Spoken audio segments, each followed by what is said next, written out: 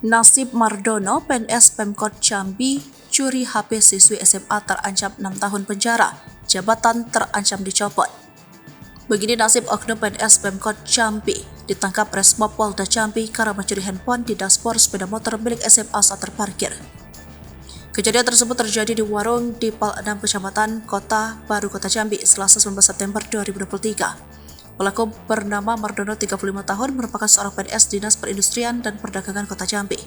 Adapun alasannya nekat mencuri handphone yang ada di dashboard sepeda motor karena terdesak kebutuhan ekonomi untuk tambahan uang membeli rokok. Setelah mencuri handphone siswi tersebut, Mardono menjual kepada temannya dengan harga Rp400.000. Padahal handphone yang dicuri itu harganya senilai Rp3.500.000. Kendati begitu, akibat aksi tersebut Mardono ditangkap Resmob Polda Jambi.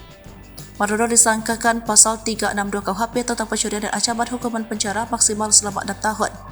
Itu di luar tugas sebagai ASN, biasanya Pemkot tidak pernah berikan bantuan hukum, kata Kabag Hukum Pemkot Jambi, Gempa Alwajan Putra, dilansir dari Kompas.com Jumat 22 September 2023. Gempa mengatakan tindakan yang bersangkutan sudah di luar jam kedinasan, sehingga tidak bisa mendapat bantuan hukum dari Pemkot Jambi.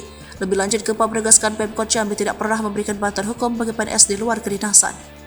Ada beberapa kasus yang diberikan bantuan hukum, misalnya PNS yang sedang bertugas menabrak warga. Pada kasus ini, PNS itu akan mendapat bantuan hukum.